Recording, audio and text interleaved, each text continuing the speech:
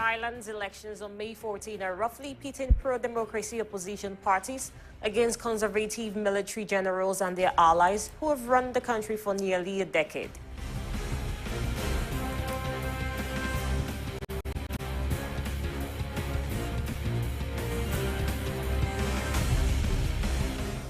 South Africa's motor industry has enjoyed strong growth in recent years as it garnered solid investments, which has propelled it to become a leading multi-manufacturing hub on the continent.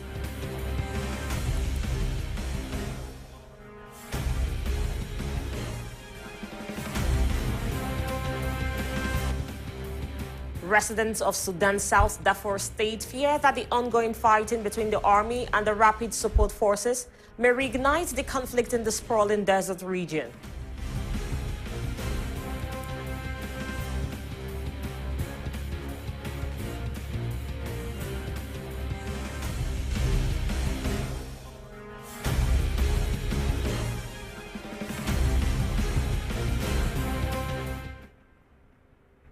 Good morning. You're tuned into Golfe TV Africa. Welcome to this news edition. Here's the news in details. Starting off from the national scene, a graffiti mural that beckons on all who set their eyes on it, located in Cotonou, the economic capital of Benin Republic, situated on the wall of the former Port Hotel. This unique graffiti mural measures 13 meters high, occupying 525 square meters. More information in the following commentary. Benin, officially called the Republic of Benin and formerly Dahomey, is a country in West Africa. Benin, a country filled with rich cultural heritage, is home to Africa's longest graffiti mural in Cotonou, the economic capital of Benin Republic. A mural is a painting applied and made integral with the surface of a wall ceiling. A gravity mural that beckons on all who behold it. A wall that attracts the attention of onlookers in Cotonou, Benin Republic. Situated on Marina Boulevard lies a gravity mural painting that cannot be overlooked. On the wall of the former Port of Cotonou Hotel lies a 13-meter-high mural gravity occupying 525 square meters. This gravity mural art drawn along the wall of Cotonou Port is a narrative which explains the social-cultural history of Benin Republic. The artwork was masterminded by Eduardo Cobra, a Brazilian, as his contribution to the government of Benin's ambition to make the autonomous Port of Cotonou an emblematic place for the expression of street art in Africa, home to the greatest mural gravity designs in the world. A monumental artwork strongly supported by the First Lady of Benin Republic, Claudine Talon. She's the leader of this amazing artistic project, which sends a message to the Beninese population, a message of strong cultural heritage of the Beninese, a message of peace and the promotion of interreligious dialogue in Benin Republic. This gravity mural painted on the wall of Cotonou Port symbolizes the traditions of religious tolerance among the Beninese and further demonstrates the government's dynamism in making the wall of the former Port Hotel the wall that sits the longest mural gravity in the world, spreading out on 4 kilometers of wall space.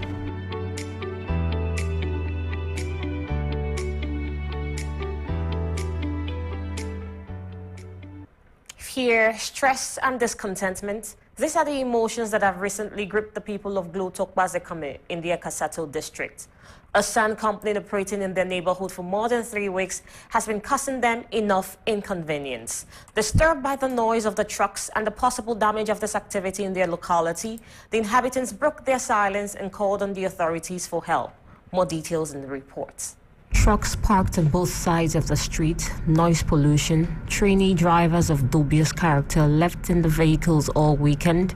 These are among the string of complaints from residents of the Glo-Tokpa-Zekame sand quarry in Akasato in the commune of Abomey-Calavi, a few meters from the junction of the road leading to Zinvier. Since 3 weeks ago, the Resources Management Group company RMJ resumed its work on this site.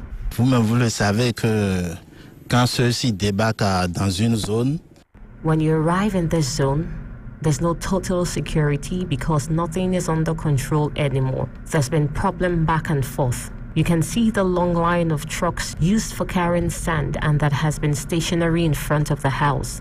And frankly, you can also find out that during the day, There's an odor that smells immensely here. Security of children who goes to school poses a lot of problems.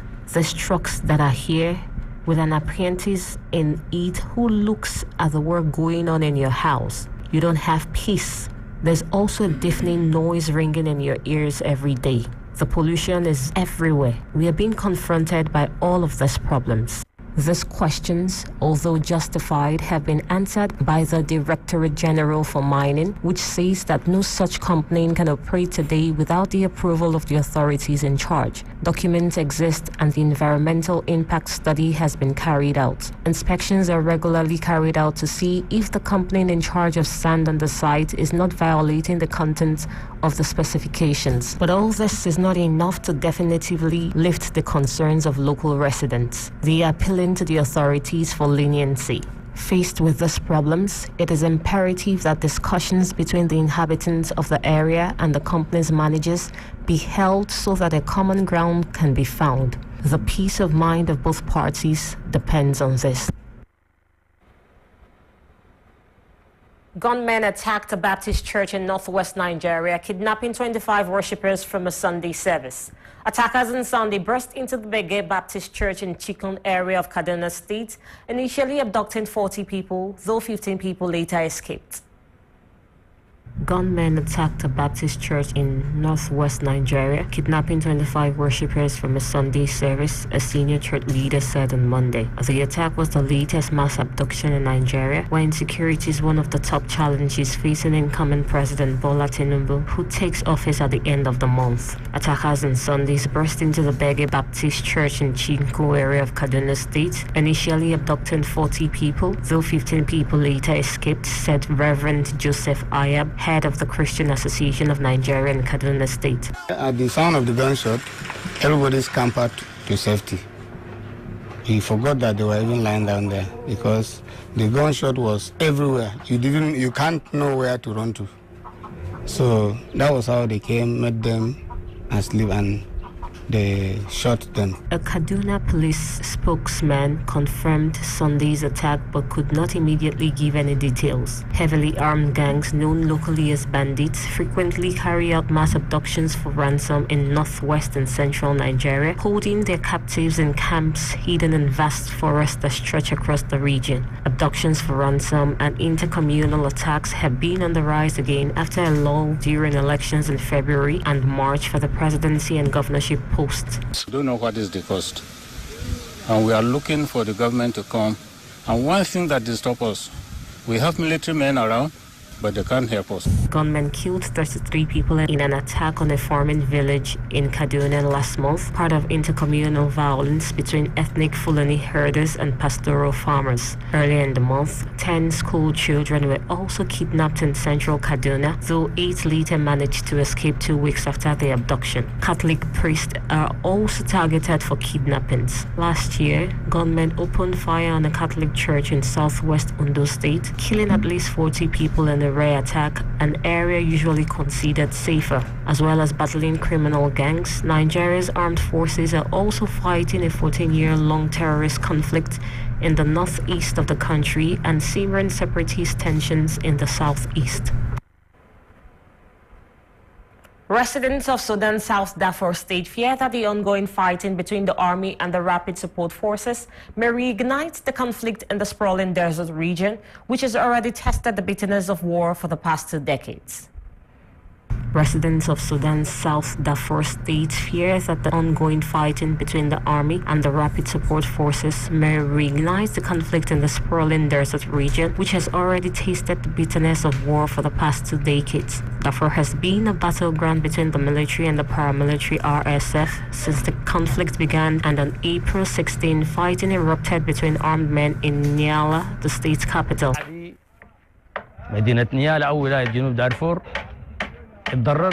As the people of Inyala city, we have been affected by a war that we have nothing to do with.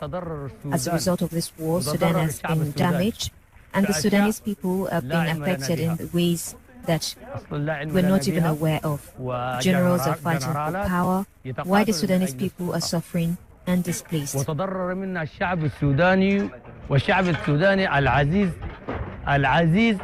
The war between Sudan's generals is having increasingly severe consequences for civilians, with a doubling over the past week of the number uprooted from their homes, the United Nations said on Tuesday.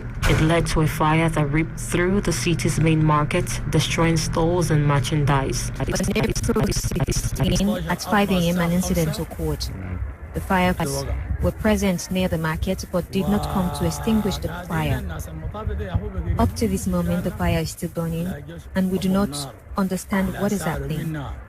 People have been severely affected. Several citizens who were shopping at the market, including a vendor who keeps shedding tears when he sees the market in this condition. He has also been affected.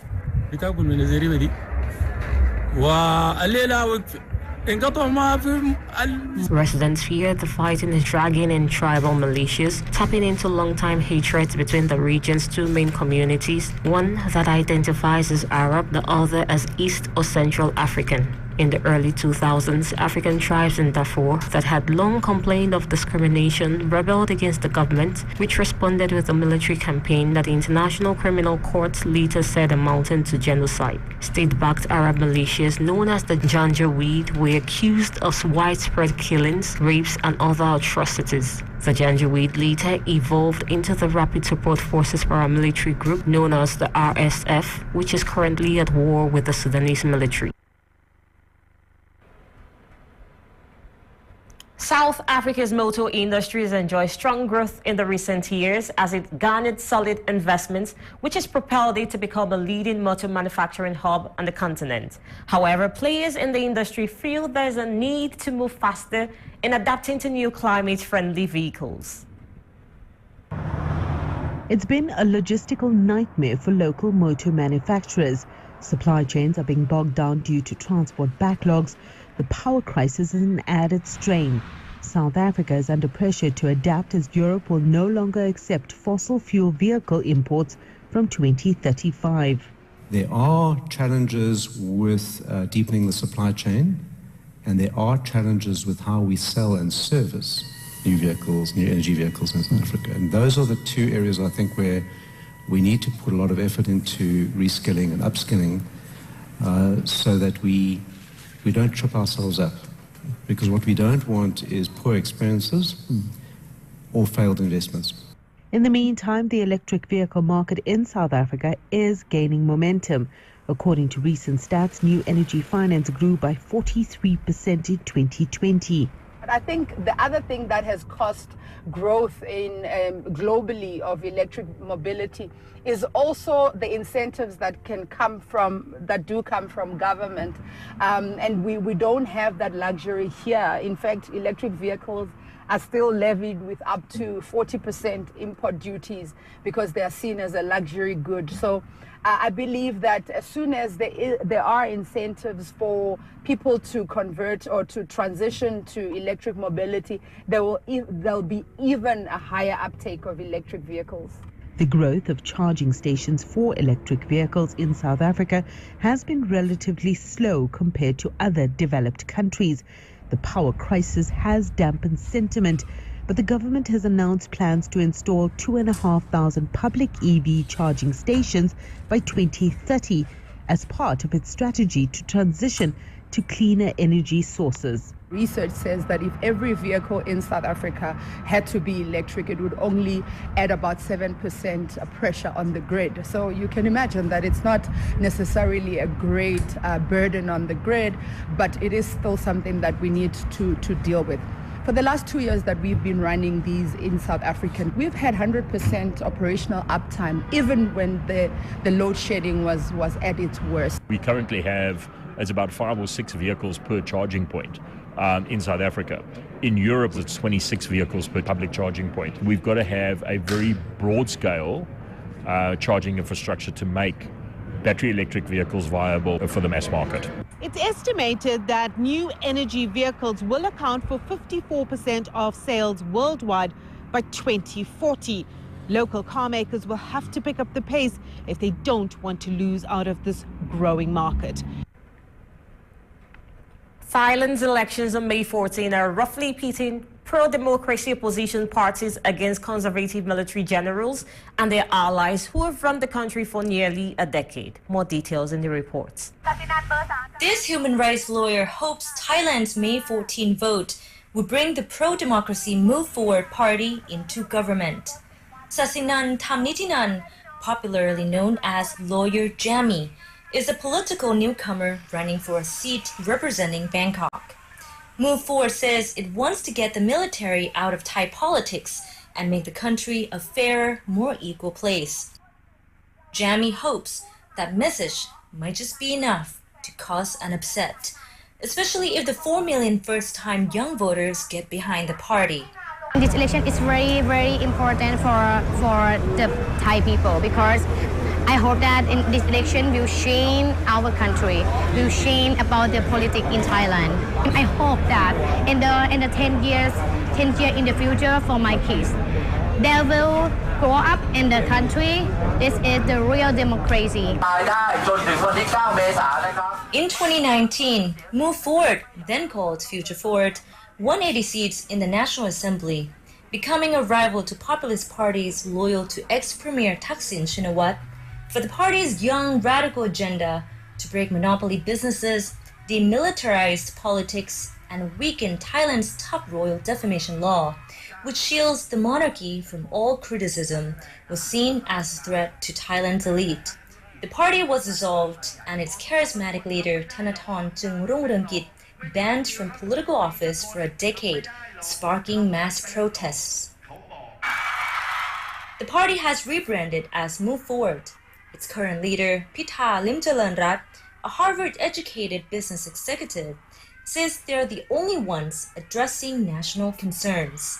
We're not really fully democratic in the sense that the country has been militarized for a very long time, so that the power structure as well as national budgets that's being focused on this militarized country, parliament, government, you know. The second thing is on the monopoly. We've been monopolized for a long time, so that the inequality of the money in our pocket is not so much bad luck, but it's structurally inherited in our economic structure. The polls show his party in strong second place behind Pheu Thai, a populist party that has long challenged the conservative establishment, helmed by Pathongthan Shinawatra, the daughter of the party's founder. Move Forward's proposed reforms contrast with what Pheu Thai offers, which is a mix of populist handouts for the poor and old-style patronage politics. Move Forward is the only party that talks about structural change that is needed as this country is run by capitalists who are squeezing everything out of the grassroots people at the bottom. Those bold reforms also carry risks in a kingdom where the country's military has often intervened in politics. There are fears Move Forward could run into legal problems fast, depending on how well it does on May 14. But with 40% of voters aged under 42, Lawyer Jammy says change for Thailand could be stalled, but not stopped. The floods in Uganda has led to the loss of lives and properties. The call for aid to salvage the situation cannot be overemphasized. More information in the reports. The disaster ministry says there's an urgent need to relocate people in mountainous areas to low-lying areas. Several hundreds of people have recently been displaced after landslides hit the western part of the country following heavy rains. The fast-moving flood waters and mud left close to 17 people dead. Part of the money will also be used to repair roads and bridges that have been washed away. This week, motorists were left stranded after a major highway connecting Uganda to the Democratic Republic of Congo and Rwanda was cut off following heavy rains that triggered a landslide. Emergency works on the road are already underway, but the National Roads Authority says major repairs are needed. Victims remain camped at churches and schools after their homes and crops were destroyed. There is also concern that the flooding is likely to result in waterborne diseases as water sources were affected. Food shortages are also expected to hit the area. Now we are in a March, April, May season, of which we always expect torrential heavy rains across the country. And the priority is always about those districts that are highly affected in terms of people who have unfortunately lost their lives, and also those who have been displaced, child-headed families, people living with special needs, youth and children. So in the beginning, we did this assessment, and I know that there are other districts neighboring this area for which we are also going, as we talk, we are doing further assessments to provide some support. Meanwhile, aid has started reaching victims, but this isn't enough. The disaster response teams need more support to help victims. The rainfall forecast season shows more than heavy rains are expected in the coming weeks across the country.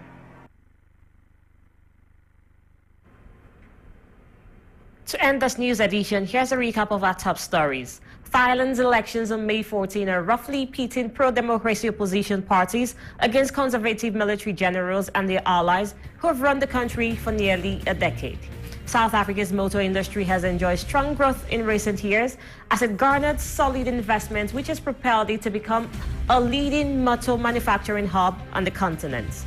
Residents of South Sudan's South Darfur state fear that the ongoing fighting between the army and the rapid support forces may reignite the conflict in the sprawling desert region. Here we'll conclude today's news edition, coming to you live from Golfe TV Africa. I am ITUNU SHONEYE. Enjoy the rest of your day.